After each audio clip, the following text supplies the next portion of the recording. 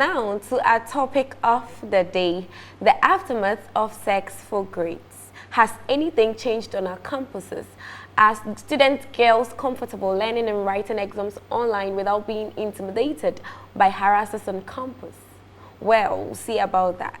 Now with me here is Bridget, who is a student and a content creator, and also Korku, who is a public speaking coach. You're both welcome to today's show. Thank you. Thank you. Okay, so let me start with Efo. I would want to ask, what did you make of the story that broke out about the sex for grades? Well, I think that fundamentally it brought to the fore a lot of the issues that had been going on our campuses that it looked as if nobody had evidence to prove. And so you find ladies talk about such issues and they are asked to bring evidence or to show proof that it really happened. And so yes, it was a step in the right direction, only that as a journalist, I feel like there is more that could have gone into content of the video, of the documentary, more than what they showed to us, right? But all in all, it highlighted, it threw light on a very important issue that had been going on our campus, and I think it's still going on. Yeah. And so now we can talk about it and try to tackle the issue head on. Exactly.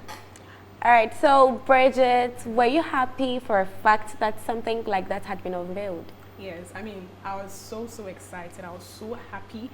Yes, but sad because, I mean, this thing has been going on for years, like, has been going on since we can remember. But unfortunately, ladies are seen to be very vulnerable, and also we are seen not to have a voice. If you try to come out and speak about such issues, you are seen as a feminist or things like that. Yeah. And so with this particular one, it was a very good one. Like, it was so good because unfortunately, I have been a victim of that, and I would say it's really going on. And even after, it's still going on. People tend to forget, you know, so, I mean, it's still going on. So since you're a lady, I would want to be on you for today. Yes, do you think such things have reduced, or there's a great sense of secrecy, like people are really keeping these things to themselves?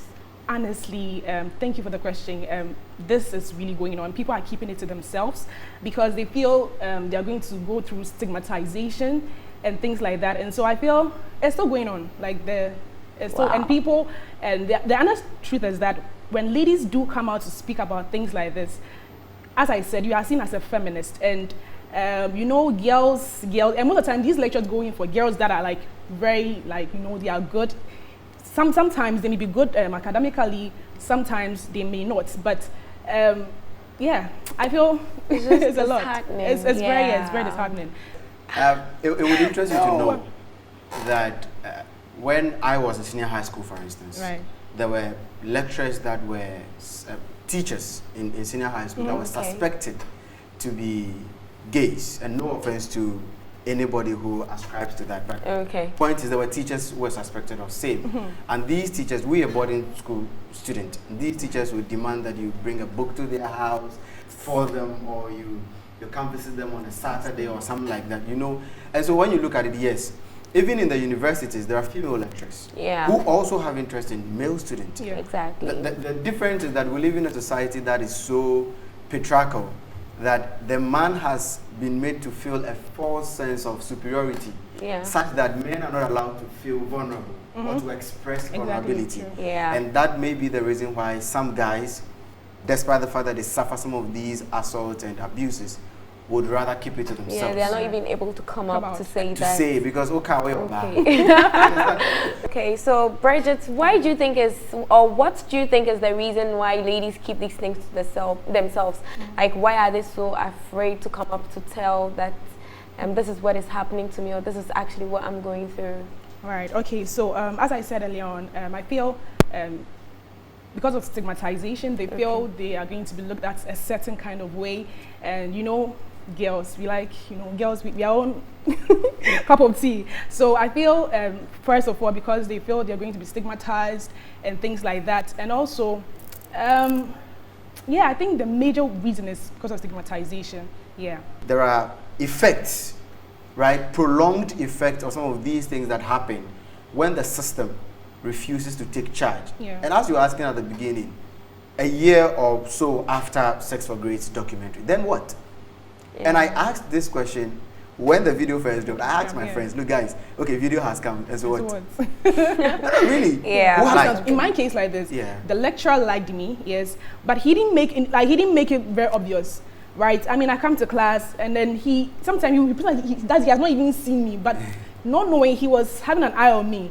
Until later on, he told me to, bring some books to his office and things like that. And he was trying to make advance, and I told him I'm not interested. Like I'm a level 100 student. Like I can't. Like no, it's not done. And then I go back to the my house hostel, and then and then I was telling some of my friends. Things like girls talk about it a lot. Yeah. And then it's very common. You hear them saying it. And unfortunately, my best friend's friend also had an encounter with him. So he was telling me that do I know this girl too? She's having an affair with this lecturer. I'm like, what? He was fond of doing that. And he didn't look like that. He was very strict in class. These people are like demons in. Look, I don't know how to say it. Who use their wives and babies as examples. Yeah. I had lecturers who would do that when they come to class. Most of the examples are about my family and I, my wife and I, my kids. But they're the ones going about to do these things. Exactly. Look, and you see, you can like a woman. You are a man, no problem. You are a woman, you can like a man, no problem, despite whether he or she is your student or not. But you see, the dictates or the directives of the GES, when you are given a license as a lecturer or as a teacher, tell you that you cannot, under any circumstance, have an affair with your student. Right. So it is not just about I like her or I like him. It's really about what does the law say. So you are a lecturer and it is illegal. It is wrong for you to go after your student. If you like her, either you resign as a teacher or you wait for her to complete. Wow. You get it? Because see, it is human affinity. If I like you, there is a way I respond to you in everything. Exactly. I'll be looking out for your results. What have you done? I'll be looking out to look. There are lecturers whom we know give special slides. But you to female students, right? Yeah. They give special slides to female students that they like. They've not proposed though. They are not undergoing any sex for grace. But because he will give her that slide, which is different from the slide or the for exams. Exactly. You get, and at the end of the day, that lady, because she's liked by a lecturer, has upper hand over you, the guy who is hustling. Yeah. So as we talk about the fact that girls are disadvantaged and are being abused and all that, we don't always discuss the side of the guys. We don't get, what about the girls who get these favors because they want to? Okay. They go in there for the lecturers because they know that they can get their results, advanced because of their relationship. Sincerely, I feel it's very natural for a man to see a lady and like her. Yeah. So I don't see this happening, like sex for grades being at a halt. Okay. So what do we think can be done or can be put in place to make sure that people don't really indulge themselves in this act? Bridget, I'm on you. First and foremost, I feel the laws needs to be clearly, stated to us. We need to know what the law says about this. As you are saying, we need to know what the law says about teacher-student relationship. Is it right? Is it legal? If it's not, we should know about it. If there's going to be a separate course for data, they should bring it so that we study it and know it for ourselves, so that we get it, you understand? So that it will come to, it will be normal, like, this is not accepted, you understand?